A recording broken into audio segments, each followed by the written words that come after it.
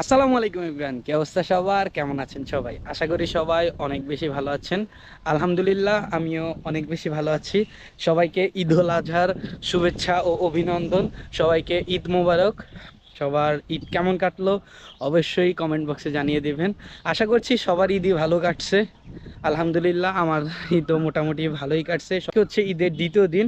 তো বরাবরের মতো প্রতি ঈদেই আমি কোথাও না কোথাও ঘুরতে যাই। কেননা ঈদ ছাড়া কোথাও ঘুরতে যাওয়া আমার পক্ষে পসিবল হয় না। পড়ালেখার চাপ, কাজের চাপ, দুইটা মিলে আর কোথাও যাওয়া হয় না। একটু চিন্তা ভাবনা করলাম যে শহরে তো থাকি, এই কোলাহল থেকে একটু দূরে কোথাও ঠান্ডা জায়গায় যাইতে। কারণ ঈদের সময় কোনো পর্যটন কেন্দ্রে যাওয়াটা খুবই খুবই একটা বোকামি। কারণ প্রচুর পরিমাণ ভিড় থাকে। কক্সবাজার বলেন, সিলেট বলেন, সাজেক বলেন, যেখানেই বলেন প্রচুর পরিমাণ ভিড় থাকে। এই জন্য আর এইসব পর্যটন কেন্দ্রে এইবার আর যাব না। এবার যাচ্ছি হচ্ছে এক আত্মীয়র বাসা। এটা হচ্ছে আমার ভাইয়ার শ্বশুর বাড়ি। আমার ভাইয়ার শ্বশুর বাড়ি হচ্ছে ফরিদপুরে। যাওয়ার একটাই রিজন যে এই কোলাহল থেকে একটু দূরে রিফ্রেশ হয়ে আসতে। আর ফরিদপুর আর কি ঢাকা থেকে একটু মফস্বলের দিক, যে ওইখানে একটু হইচই কোলাহল একটু কম, একটু রিফ্রেশ হওয়া যাবে এই আর কি। তো এই জন্যই আর কি মূলত যাওয়া ফরিদপুরে। তো আজকের ভিডিওটা দেখতে থাকেন, আশা করছি ভালো লাগবে। আর চ্যানেলটি যারা সাবস্ক্রাইব করেন নাই অবশ্যই চ্যানেলটি সাবস্ক্রাইব করে দেবেন এবং পাশে থাকা বেল আইকনটি বাজিয়ে দেবেন। তো চলুন একবারে রেডি সেডি হয়ে বাইকে যাই।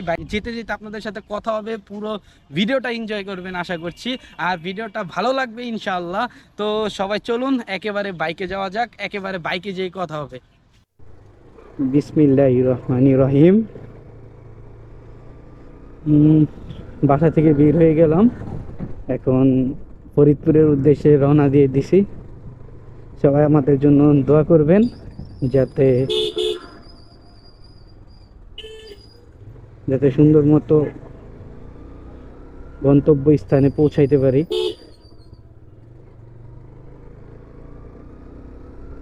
তো আজকের ওয়েদারটা একটু অন্যরকম, আর বৃষ্টি নামার সম্ভাবনা আছে। তাও আল্লাহর নাম নিয়ে বের হয়েছি। একটু আগে ঝিরিঝিরি বৃষ্টি হচ্ছিল, কিন্তু এখন থামছে, এখন আর বৃষ্টি নাই। তাই এখন রওনা দিয়ে দিছি।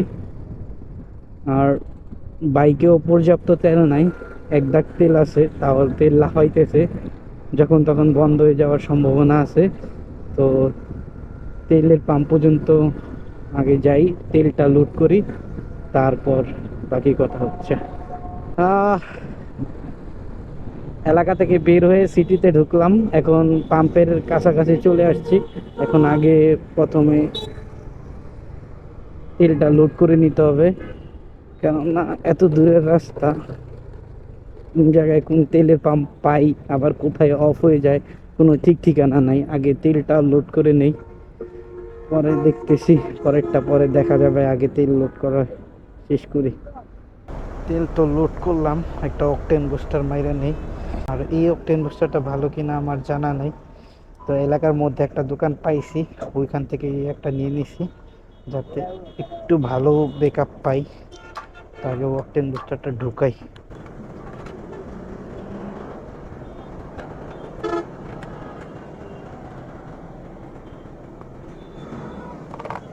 তো অকটেন বুস্টারও ঢুকাই ফেলছি। এখন আবার রওনা দেই। এখন প্রথম কাজ হচ্ছে সিটি থেকে বের হওয়া। সিটি থেকে বের হয়েই এক্সপ্রেসওয়েতে উঠে চলে যাব। আর এক্সপ্রেসওয়েতে উঠলে আর কোনো সমস্যা থাকবে না, কোনো প্যারা থাকবে না। আর এখন সিটিতে অতটা প্রবলেম নাই, কেননা আজকে ঈদের দ্বিতীয় দিন। আর এই টাইমে সচরাচর ঢাকায় কোনো রকম জ্যাম থাকে না। তো এখন মনে হয় না এতটা প্যারা হবে সিটিতে। তাও আমার প্রথম কাজ হচ্ছে প্রথমেই যত তাড়াতাড়ি সম্ভব সিটি থেকে বের হয়ে যাওয়া। সিটি থেকে বের হইলেই একবারে ভাঙা পর্যন্ত এক্সপ্রেসওয়ে, তো তখন আর এতটা সমস্যা হবে না। এক্সপ্রেসওয়েতে আস্তে আস্তে টানতে টানতে চলে যেতে পারবো। আগে এক্সপ্রেসওয়েতে যাই, পরে আবার দেখা হচ্ছে আপনাদের সাথে। A few moments later. Finally city road শেষ, এইখান থেকে সিটি ক্লোজ, এখন হচ্ছে এক্সপ্রেসওয়ে। তো আলহামদুলিল্লাহ এক্সপ্রেসওয়ে তো উঠে গেছি। আর গাড়ির চাপ এখন মোটামুটি আছেই, কারণ কোনো ঘরমুখী মানুষের চাপটা অনেক বেশি। এখনো মানুষ দেশের বাড়ির দিকে যাচ্ছে, চাপটাও অনেক বেশি। তো আজকে আস্তে ধীরেই যাইতে হবে, যেহেতু গাড়ির রাস্তা একটু বেশি। তো চলুন সিনেমেটিক শট দেখতে দেখতে এক্সপ্রেসওয়েটা উপভোগ করি।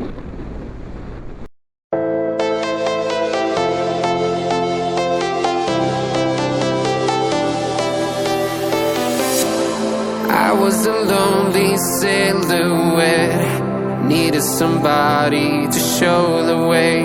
Yeah, I was a heartbeat with no sound till you came around. Yeah, you showed me colors, light in the darkness. You were the only thing I needed. Then we got older, but we stayed the same. Swear that we never lost the flame.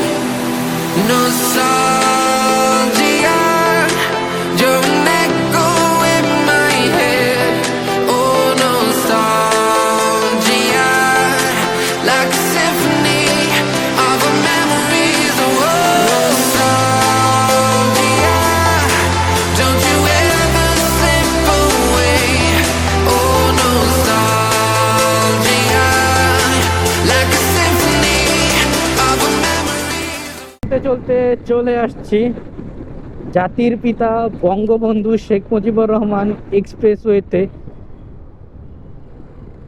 আর এখানে lane করে দিছে, আর এটা হচ্ছে motorcycle lane, এখান দিয়ে আমাদের যেতে হবে। তো আগে টোলটা দেই, টোল দিয়ে পরে কথা হচ্ছে। এটা হচ্ছে ফরিদপুর যাওয়ার প্রথম টোল, মানে আপনি এক্সপ্রেসওয়েতে একবারে ভাঙ্গা পর্যন্ত মেবি পদ্মা সেতু সহ 3টা টোল, এইটা একটা, পদ্মা সেতুতে একটা, আরেকটা হচ্ছে একবারে ভাঙ্গা শেষ মাথায় ওইটা, ওই টোলটা, মোট 3টা টোল দিতে হয়। এখানে মেবি 20 টাকা টোল।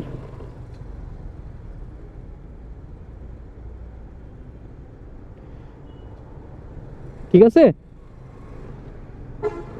তো টোল দেওয়া শেষ, এখন আবার ও এক্সপ্রেসওয়েতে উঠে যাব।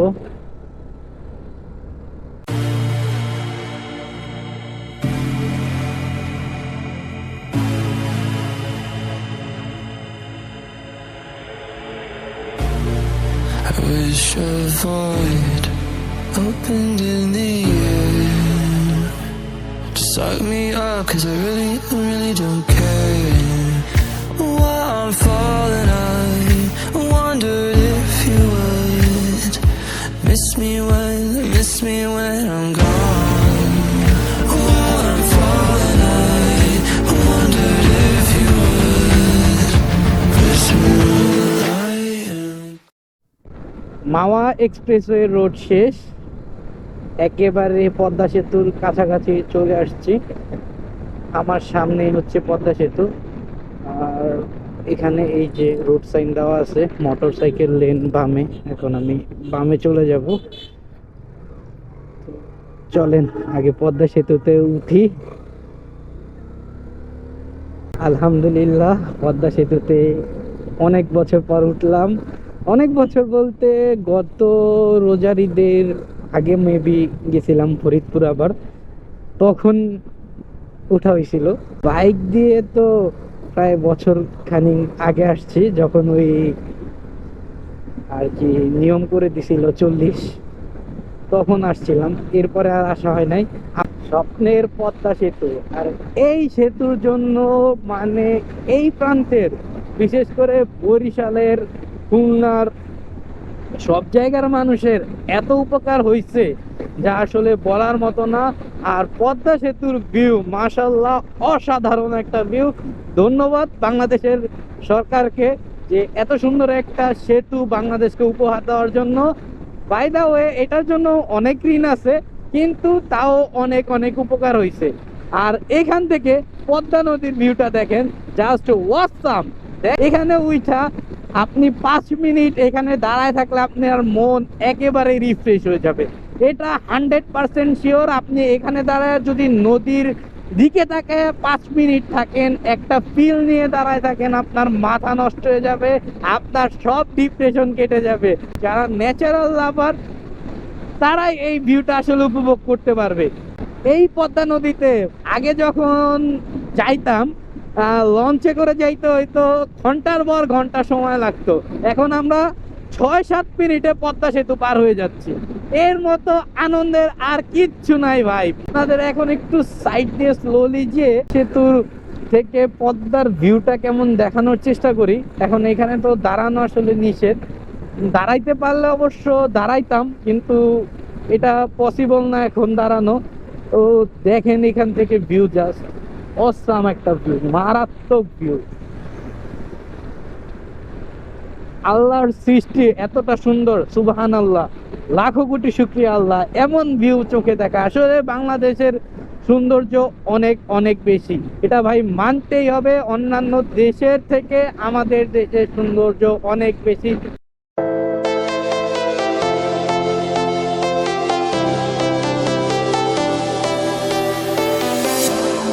I was a lonely silhouette, needed somebody to show the way.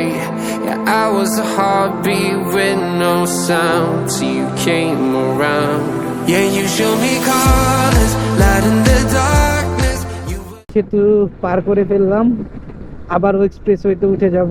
এটা হচ্ছে ভাঙ্গা এক্সপ্রেসওয়ে। তো খুব ভালো লাগছে। এখন হচ্ছে কোনো একটা দোকানে ব্রেক দিব, ইঞ্জিনটাকে একটু ঠান্ডা করতে হবে, কারণ ইঞ্জিন প্রচুর পরিমাণ গরম হয়ে গেছে। তো যার জন্য ইঞ্জিনটাকে একটু ঠান্ডা করতে দিব, আর নিজেদেরও একটু পিপাসা পাইছে, আমরাও একটু পানি টানি খাবো, চাটা খাবো, একটু রেস্ট নিব, আবার যাত্রা শুরু করব। আর বেশি দূর নাই, হয়তো 20-25 কিলো আছে। এটা যেহেতু সর্বোচ্চ 20 থেকে 30 মিনিট লাগবে এক্সপ্রেসওয়েতে, তো এত তাড়াহুড়া নাই, তো আস্তে ধীরেই যাচ্ছি, সমস্যা নাই। তো এখন আপাতত আমরা পদ্মা সেতু পার হয়ে গেছি। পদ্মা সেতুতে অনেক ভালো লাগছে, অনেক অনেক রিফ্রেশ লাগছে। আর অন্য তো বাইক দিয়ে অন্তত ফিলটা বেশি আসে। আগে ব্রেক টেক চলেন, দেখি কোথাও কই দোকান পাই, কোনো দোকান দেখলে তখন ব্রেক দেবো। আমার জানা মতে ওইখানে সামনে একটা মোড় আছে, ওই মোড়ে দোকানপাট থাকার কথা। তাও দেখি দোকানপাট পাই কিনা, দোকানপাট পাইলে একটা ব্রেক দিয়ে দিব। হাইওয়ের মাঝখানে ওই যে বাইক, আর আমরা একটা দোকানে আইসা পয়সা পানি খাচ্ছি। আর এর ফাঁকে ইঞ্জিনটাও ঠান্ডা হোক আর আমরাও একটু ঠান্ডায় পানি খাই, এছাড়া আর উপায় নেই। জুবাইর, আওয়াজ দা ফির সেই সেই ভাই পুরা ঘেমে গেছে, অনেক গরমে ধরছে, উইন্ড ব্রেকার পরে আরো বেশি গরম। তো এখন এখানে কিছুক্ষণ রেস্ট নেই, 5-10 মিনিট, ইঞ্জিনটাকেও ঠান্ডা হোক, আমরা একটু ঠান্ডা হই, তারপর আবার রাইড শুরু করব। তো আবার বাইকে উঠা আবার দেখা হচ্ছে।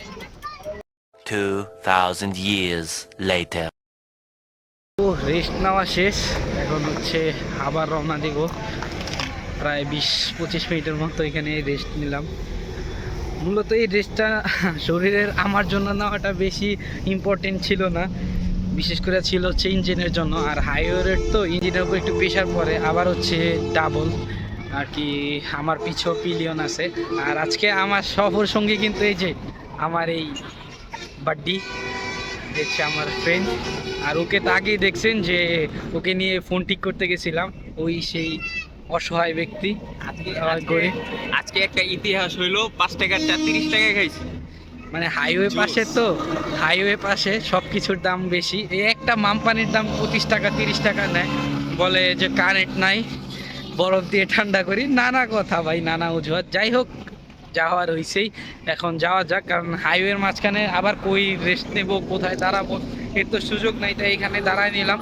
তো একেবারে বাইকে উঠে তারপর দেখা হচ্ছে আবার। যাক, অলরেডি বাইকে চলে আসলাম, বসেস ঠিকঠাক।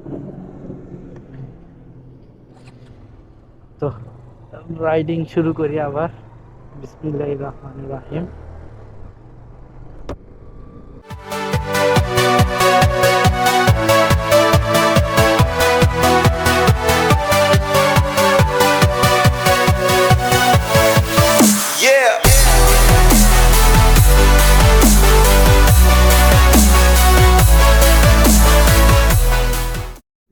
যাওয়ার পথে একটা সুন্দর একটা মসজিদ আছে, এটা হচ্ছে সূর্যনগরে পড়ছে এই মসজিদটা।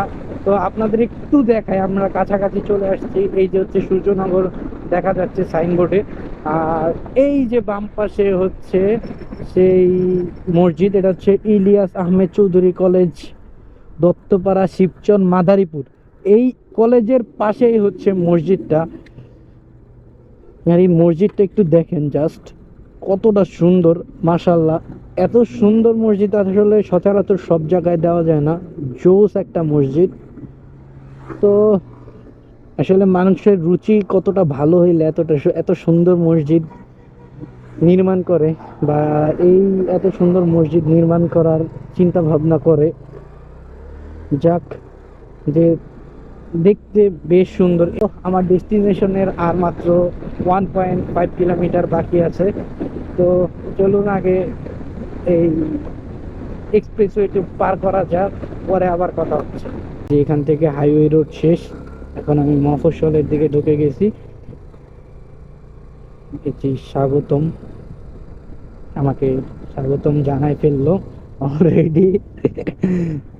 যাই হোক, এই জায়গায় আসার পরে আর কি, এই মফস্বলে ঢোকার পরে কেমন জানি একটা ঠান্ডা ঠান্ডা অনুভূত হচ্ছে। আর গ্রামের যে একটা সুবাস আছে না, গ্রামীণ কিন্তু একটা গ্রান অন্যরকম ভাই। শহরে যে গ্রানটা আসলে পাওয়া যায়, যে ধুলাবালির মধ্যে, শহরের আসলে প্রকৃত অক্সিজেনটা আমরা পাই না। এই যে রাস্তার চারোদিকে দেখেন গাছপালা দিয়ে ভরা। ঢাকায় কিন্তু দেখেন, আমাদের রূপগঞ্জেও সেম ছিল, যে এমন গাছপালা ছিল চারোদিকে, রাস্তার চারোদিকে গাছপালা। এখন কিন্তু নাই, সব কেটে একেবারে সমান করে দিছে। কিন্তু এইখানে একবারে চারোদিকে গাছপালা, আর ডানে বামে হচ্ছে বিভিন্ন ফসলি ক্ষেত খামার, যার জন্য এখানে একটু ঠান্ডা অনুভূতি হচ্ছে, আর একটা পিওর অক্সিজেন পাইতেছি। অনেক অনেক ভালো লাগতেছে এই রোডটায় ঢোকার পরেই।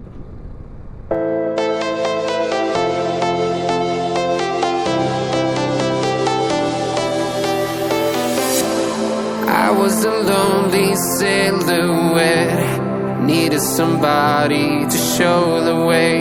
Yeah, I was a heartbeat with no sound till you came around. Yeah, you showed me colors, light in the darkness. You were the only thing I needed. Then we got older, but we stayed the same. Swear that we never lost the flame. No sorry. Finally Faridpur চলে আসছি, বাসার কাছাকাছি চলে আসছি।